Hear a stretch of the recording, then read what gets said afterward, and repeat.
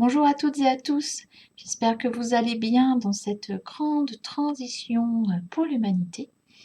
Et aujourd'hui, je voudrais vous partager quelque chose qui est revenu là plusieurs fois, venu me titiller pour aborder ce sujet. C'est la question de est-ce que je peux rater ma vie? Hein, est-ce que je peux passer à côté de la réussite de ma vie? Voilà, je voulais en parler parce que, il me semble important de dire haut et fort que c'est impossible de rater sa vie. Voilà. Vous ne pouvez être que sur le chemin de la réussite de votre propre vie, que sur le chemin de votre réalisation.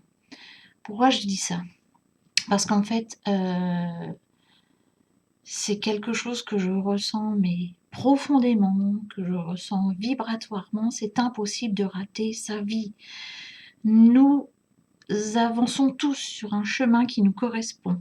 Nous avançons tous sur un chemin qui regorge d'épreuves, qui regorge de choses vraiment pas sympas, pas cool. Hein. C'est pas moi qui vais vous dire que la vie humaine, c'est super rigolo et youpi, vivement la prochaine incarnation, on commence. Ce que je veux vous dire, c'est que nous avons un chemin qui nous attend, qui est vraiment du sur-mesure, qui est taillé pour nous. Il est taillé pour nous parce que nous avons des ressources à l'intérieur, soit exprimées ou pas exprimées, et qui ont à se mettre au grand jour. Donc nos ressources exprimées, eh bien, on sait qu'on a ça, ça fait partie de nos outils et on les utilise. Et les ressources pas exprimées, eh bien, on sait qu'elles sont là quand on a des épreuves. Est-ce qu'on est capable d'aimer dans des situations complètement incroyables? Est-ce qu'on est capable de se relever quand on a vécu des choses absolument incroyables? Je vais vous dire, vous prenez pas la tête pour savoir si vous avez réussi ou pas. Vous pouvez pas passer à côté, je le redis. C'est pas possible. Alors oui, ça met plus ou moins de temps. Oui, ça met plus ou moins de temps de prendre conscience de ce qu'on est en train de vivre. Hein. Ça met plus ou moins de temps de prendre conscience de ce qui nous appartient en comportement. Quel pouvoir j'ai? À quel niveau je l'ai? Voilà, ça prend plus ou moins de temps, hein, de se rendre compte que c'est pas l'autre à l'extérieur où vous allez résoudre vos problèmes, mais que le pouvoir, vous ne l'avez qu'à l'intérieur. Hein, en vous regardant, vous, quel regard conscient, lucide je peux mettre sur moi pour continuer à avancer. Et quand je parle de ce regard-là, évidemment, vous arriverez à le poser sur vous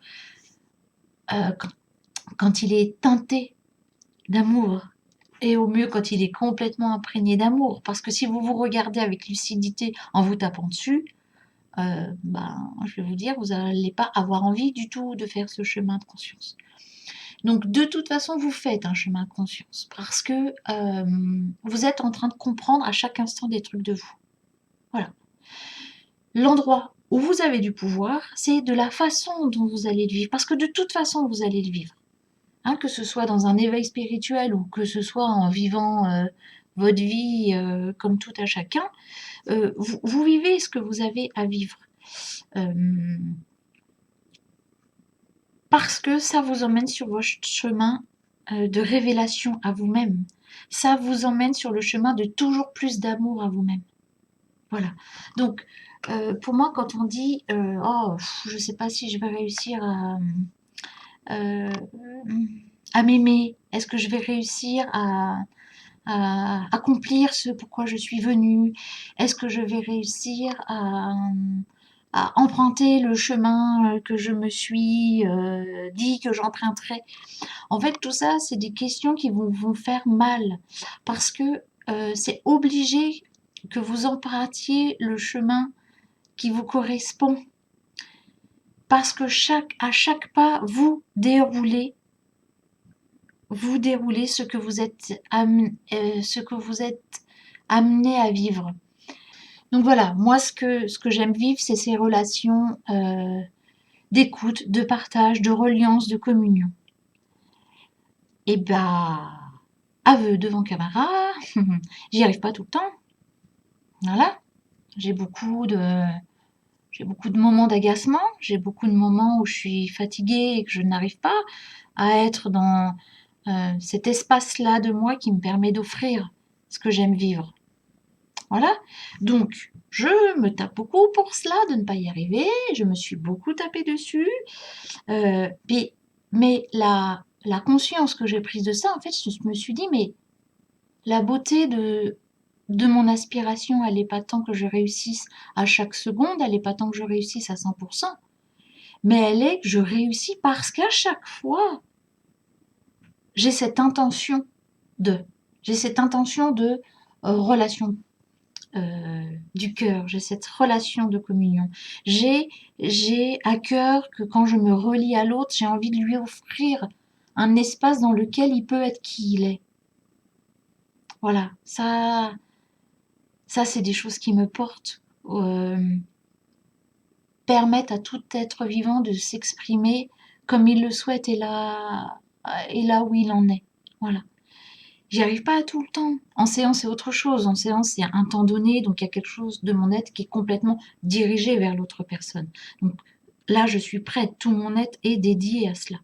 Là, je vous parle dans un quotidien avec voilà des choses plus ou moins agréables ou faciles à vivre. Et quand la fatigue s'ajoute à la partie, vous imaginez bien que c'est encore plus compliqué de se recentrer. Mais voilà, je voulais vous partager tout ça parce que j'ai vraiment pris cette conscience que, enfin, j'ai vraiment reçu cette épiphanie, ding, hein, ce truc qui me fait dire, mais non, mais en fait, ma réussite, elle n'est pas dans le fait d'avoir des relations à chaque fois nickel, mais ma réussite, elle est dans à chaque fois tendre vers ça.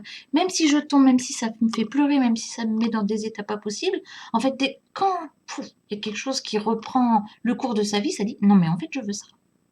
Je sais que je veux ça, c'est ça qui me fait vibrer, c'est ça qui me donne de la joie, c'est ça qui fait que euh, pour rien au monde, je ne lâcherai cette part de moi. Donc vous voyez, quand je vous dis ça, en fait, je peux pas je peux pas ne pas réussir ma vie parce que ça fait partie de moi et je tends à chaque fois vers ça. Hein. Donc, j'y mets cette passion à vous transmettre ça parce que je vois et j'entends tellement que ça crée de la douleur et de la souffrance en fait aux gens qui disent mais j'y arriverai jamais. Ou moi, cette alchimie intérieure, c'est tellement loin, j'y arrive pas. Mais oui, parce qu'en fait, on se dit ça quand on est au fond de quelque chose, quand on est vers quelque chose qui nous aspire, et ben ça, c'est une bonne nouvelle. Parce que quand on est aspiré, au fond, il y a à se déposer, à ne pas résister à être aspiré.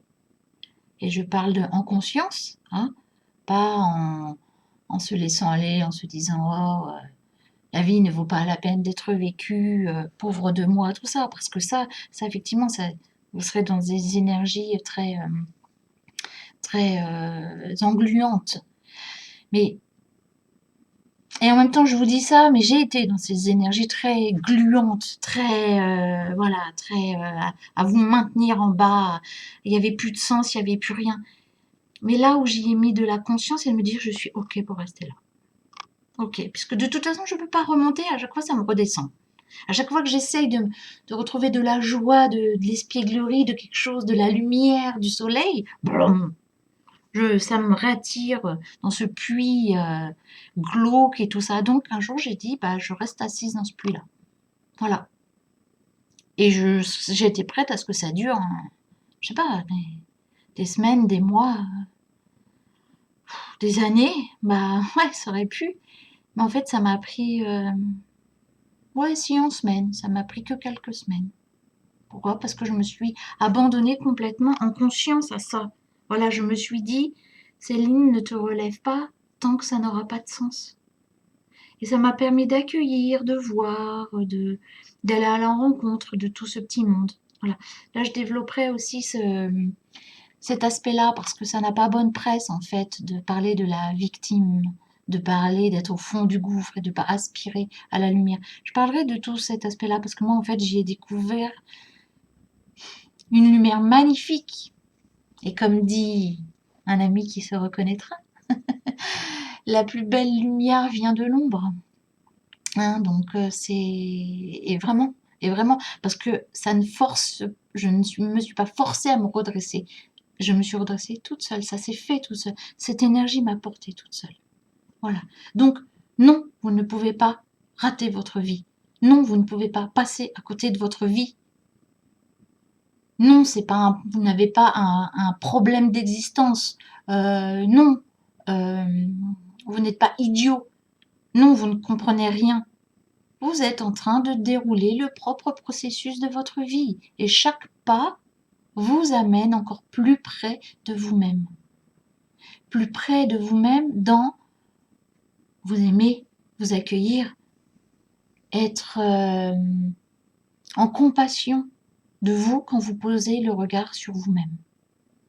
Voilà, donc c'est un sujet, à mon avis, bien plus vaste, mais voilà, en quelques mots, c'était pour vous transmettre ce message, de transmettre cette énergie que chacun est à sa place dans sa vie et que tout ce qu'il déploie, tout ce qu'il met en place, chaque pas qu'il pose est à son service, avec plus ou moins de temps. Mais ce plus ou moins de temps, en fait, c'est là que vous avez la main et c'est là que vous le gérez, avec quel regard vous portez sur vous.